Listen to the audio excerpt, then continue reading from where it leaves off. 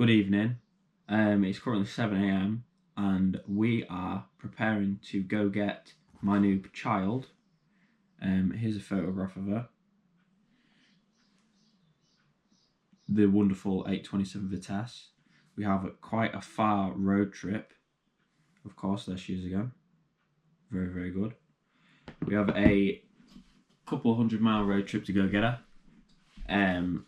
It's absolutely gorgeous looking car. Of course, if you do a quick search, you'll find that White Line has made a post. He's a guy on the forum, and this guy called the Rad Brad, who were the previous owners.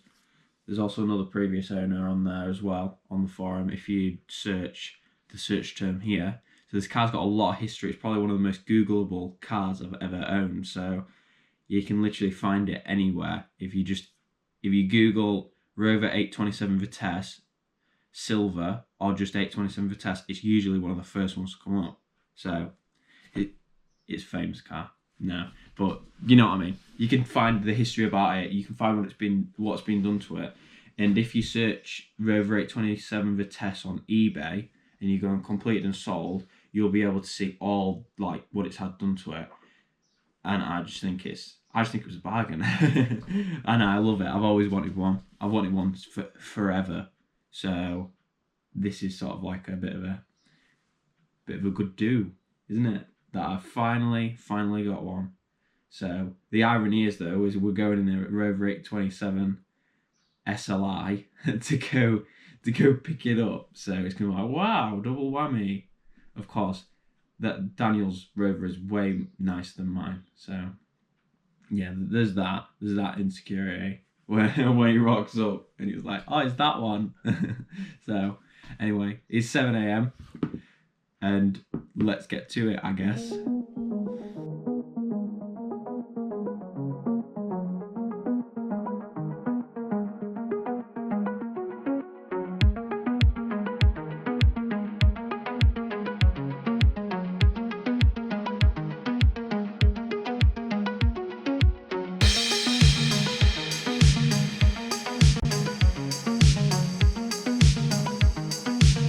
Okay, so I've been driving for like 200 miles. We're on the side of the motorway and just look at it. Absolutely gorgeous. So I'll probably see you in a moment.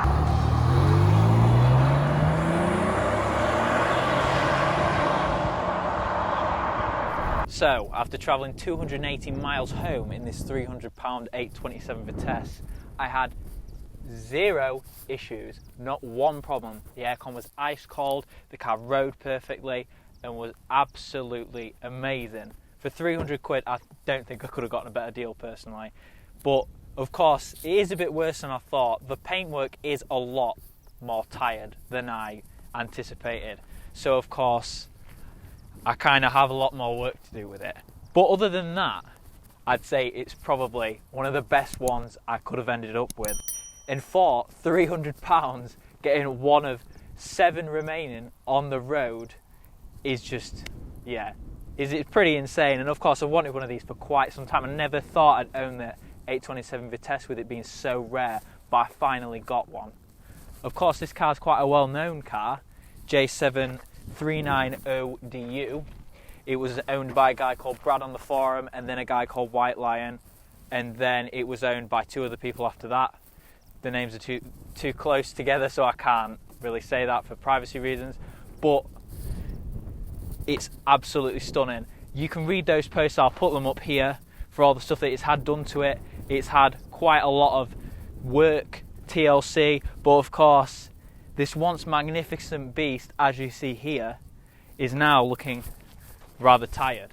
But it's up to us, in brackets me, and probably Daniel, more Daniel than me, because I'm useless, to help get this magic machine back to the state it was at all those years ago when it was nearly perfect in 2009. And here's another photo of just how good it looked.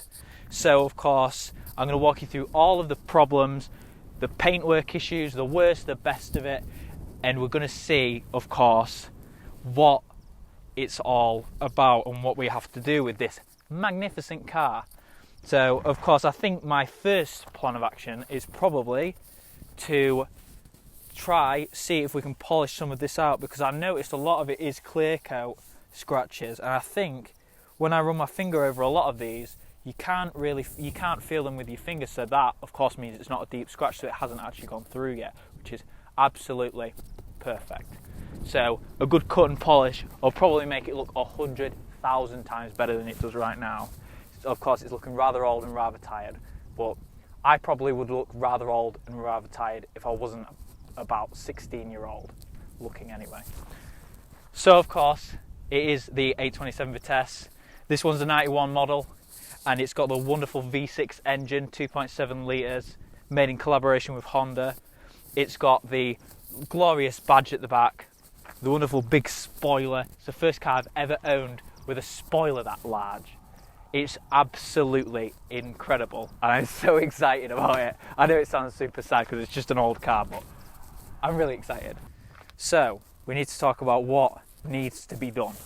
So we've got a lot of red oxide, as you can see, and a lot of people would have noticed that in the original post. So that's been done to obviously prevent the rust. The rust has actually been sanded and filed out and removed. So we're looking at a pretty good base for what we need to do. It's had new sills and the bottom has all been coated. It looks pretty much immaculate over there, besides the middle section of the exhaust. The wheels need a refurb, and I need to repaint these middle sections black because of course that's how they were from the factory and from what I've seen on the internet. We need black paint on here, on these parts of the windows, the frames obviously. The sunroof aperture has rotted in the middle, so there's a lot more to work with there rather than these tiny bits at the side where it usually goes, as Daniel's told me. So it's pretty much an open book. But the analogy sort of goes like this. Most of the cars I see for sale are turds wrapped in bows. This is a bow wrapped in a turd. So it's pretty much sorted, but it just needs a bit of work. Whereas I'd rather buy something that's, looks rather bad, let's be fair. It does look like it's had too many and been sick up a Barnsley nightclub, let's be fair. But it's not like that underneath, and that's really what you need to care about with stuff like this. So of course she needs a lot of work, well, just a bit, but of course I won't be driving it around like this. I think the first thing I'm going to be doing is sorting these red oxide parts out, and of course spraying them silver with a good old shaker rattle can, because, and I know that sounds bad, but hear me out, I'd rather do that now so I can drive it around and get to know it and know all the problems and restore it as I'm going. And then when everything's done, we then, of course, once I've saved up, go for the full whammy and just get it resprayed. And I think that is probably, in my opinion, the best way to go, because it'll keep me motivated and it'll look a damn sight better than it does now. And that, of course, is the main thing, is keeping it on the road and keeping motivated to actually finish it. So this car was sort of at a crossroads really. It was on eBay for 300 odd quid. Someone bought it for 360, didn't want it. Someone bought it for 500 on Gumtree, didn't want it. I came in and I bought it off Facebook for 300. So I think that's a steal. It comes with loads of spare parts, which I'll show you in a moment. And it's just, yeah, I'm quite chuffed with it still. And for a car, if we think about it in this way, I paid 300 quid for this magnificent lump of car, British craftsmanship, and it got me 280 miles. The train fare to where I got it from, which is very far away, in another country in fact, the train fare for where I got it from would have cost me in excess of that because it was such a remote area. So the way I see it, it's cheaper than train fare. Of course you got to factor in fuel, insurance and everything, but it only cost me 24 quid for the day. So I'm pretty chuffed with it.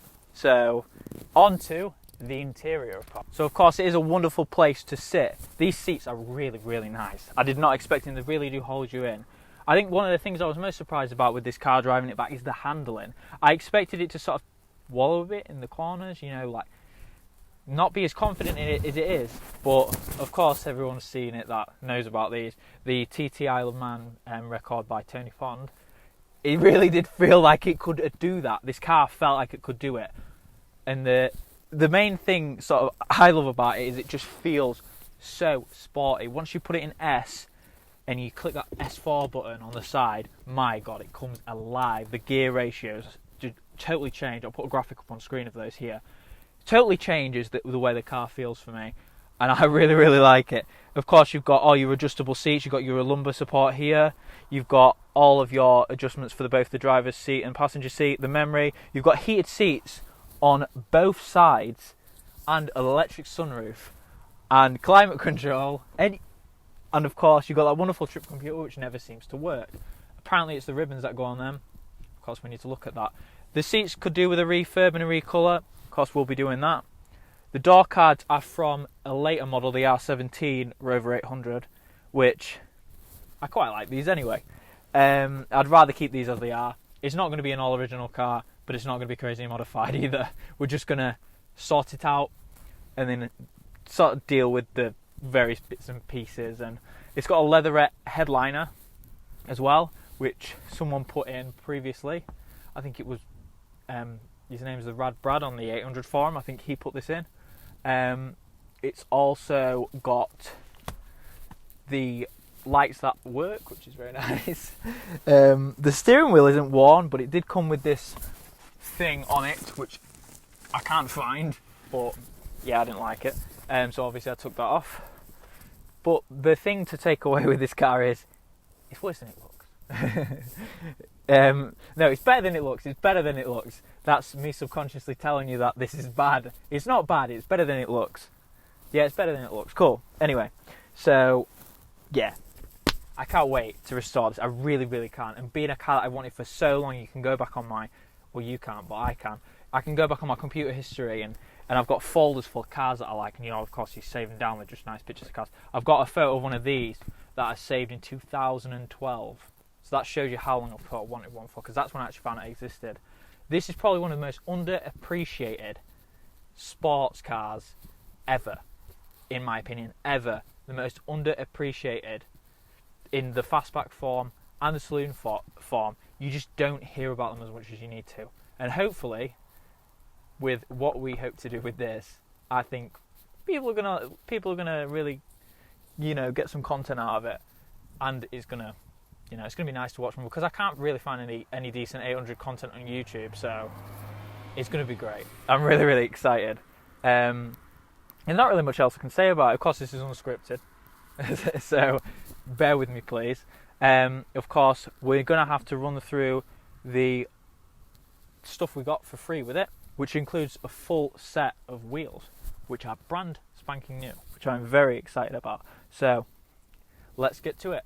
So let us look at what we got for free with this awesome automobile. Let's come to the back. Vitesse, very nice badge. Get into the boot. It has 2 keys, which I am still failing on how to use. It's funny because when we turned up, I just look like a hopeless idiot. Oh God, I don't know what I'm doing. I'll probably cut this bit out. Oh, whoa, it's this key. Let's use this key. Come on. There we go. Wow. Car ownership, eh? Crap. So there we go. Of course, we've got the parcel shelf, which is included. We've got an ECU in here. We've got a caliper in here. We've got a rear bumper here in green. We've got a front bumper there with this nice red thingy. It's even got the original reg on it. Very nice. And we've got a wheel arch cut out for replacement for the offside rear. We've got a front wheel arch, a front wing, and we've got 2 rear lights that aren't cracked. We've also got a lot of the door seals. We've got, I don't even know what that is. What is that? That looks like something to do with the brakes. As you can tell, I'm very knowledgeable about automobiles.